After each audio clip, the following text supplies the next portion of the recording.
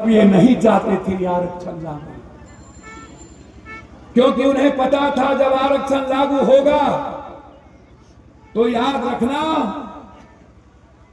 जिसको तुम गुलाम बनाना चाहते हो वो गुलाम नहीं बन पाएगा। दलित एसटी एससी 27% है इस मुल्क में। ये 27% का बेटा बेटी पढ़ लिया,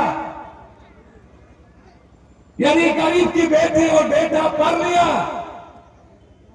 तो फिर मुसलमान के खिलाफ कौन लड़ेगा?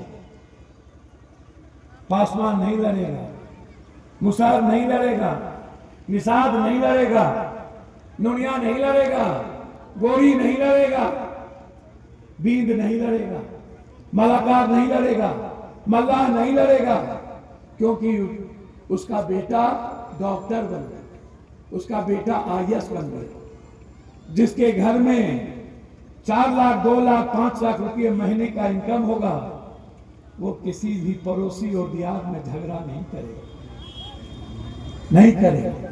वो जीना चाहेगा, वो पैसा बढ़ाना चाहेगा। आज हम गरीब हैं, बेरोजगार हैं, काम नहीं है,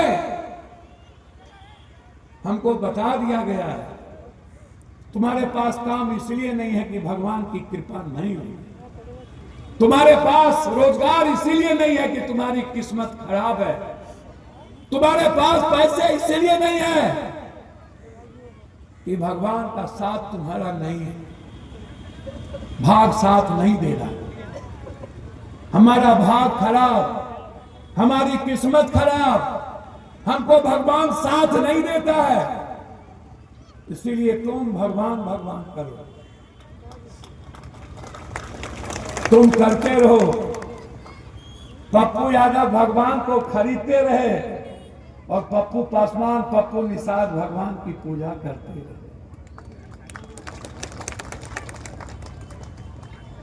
हमारे लिए भगवान बेचने की चीज बन गई और गरीब के लिए भगवान पूजने की चीज है।